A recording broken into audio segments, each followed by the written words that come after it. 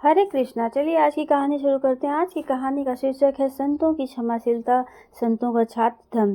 संत तुकाराम महाराज जी की कीर्ति एवं लोकप्रियता दो विदेशी सन्यासियों को असहनीय हो रही थी। वे तुकोबा का अत्यंत द्वेष करते थे।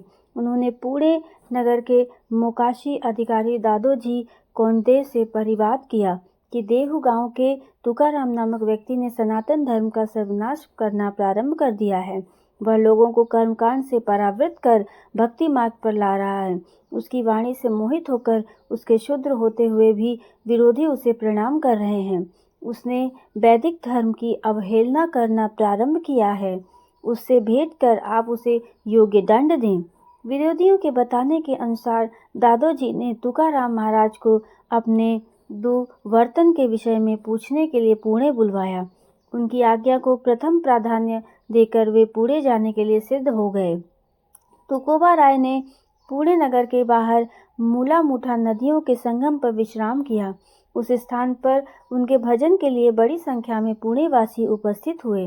समीप के गांव के अन्य लोग भी तुकोबा राय के भजन कीर्तन का लाभ उठाने के लिए संगम पर भीड़ करने लगे। वह स्थान किसी यात्रा के समान लगने लगा था। उस समय दादोजी कोंडदेव भी जिज्ञासा से वहां देखने गए तथा संत तुकोबा के भजन में तल्लीन हो गए। तुकोबाजी की मधुर वाणी से प्रभावित होकर उन्होंने सम्मानपूर्वक तुकोबा को नगर में आने का निमंत्रण दिया। 2 सहस्त्र ब्राह्मणों के भोजन का आयोजन कर तुकोबा जी का यथा योग्य सम्मान किया गया। दादोजी का यह कृत्य उन 2 विरोधियों को अनुचित लगा। वे बोले, हमने आपको तुकाराम को दंड देने के लिए कहा था, इसके विपरीत आप उनका सम्मान कर रहे हो। आपका उद्देश्य क्या है? उनका प्रश्न सुन दादोजी कोंडदेव ने कहा, आप तुकोबा से तत्व ज्ञान का तर्क संवाद करें। यदि आपके द्वारा वे हार गए तो हम गधे पर बिठाकर उनकी यात्रा निकालेंगे। और हाँ, ध्यान में रखिए, यदि आप हार गए तो आपको भी क्षमा नहीं की जाएगी। उन 2 विरोधियों ने इस चुनौती को स्वीकार कर लिया और वो इसके लिए तैयार हो गए। विरोधी तुकोबा राय के निवास स्थान पर गए। उस समय तुकोबा अपने कीर्तन भजन में तल्लीन थे, इसलिए 2 विरोधियों को शांत बैठना पड़ा। तुकाराम महाराज के हरिनाम घोष से समस्त भक्तगण डोलने लगे। तभी विरोधियों ने ऐसा कुछ देखा जिससे वे दंग रह गए।